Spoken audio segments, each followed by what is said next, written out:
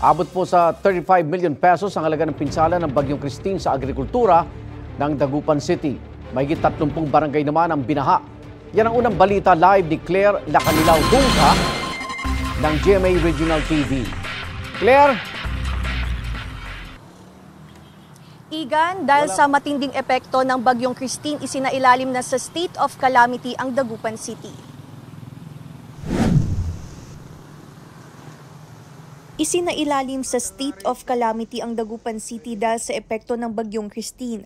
Sa tala ng CDRRMO, nasa 21 barangay ang binaha dahil sa storm surge, habang 10 barangay naman ang binaha dahil sa ulan at high tide. Nasa 660 na pamilya o katumbas sa 2,020 na individual ang inilikas sa evacuation centers. Ang amin agriculture's office naman, nakapag-gather na ng information. I think we have about 34 to 35 million losses in terms of crops and aquaculture. In terms of livelihood na apektado, we have more than 11,000 people. Patuloy rin ang paghahatid ng libreng serbisyo medikal sa mga residente sa lungsod. Nasa 200 kabataan, edad na 18 taon at pababa, ang nabigyan din ng libreng check-up at gamot.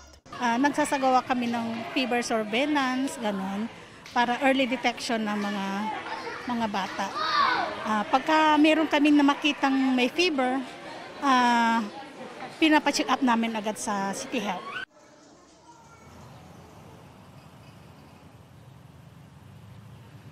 Igan, patuloy naman ang pag-iikot ng City Engineering Office upang magsagawa ng damage assessment sa mga bahay na napinsala ng Bagyong Christine at maging ang pamamahagi ng tulong sa mga apektadong residente sa lungsod. Igan.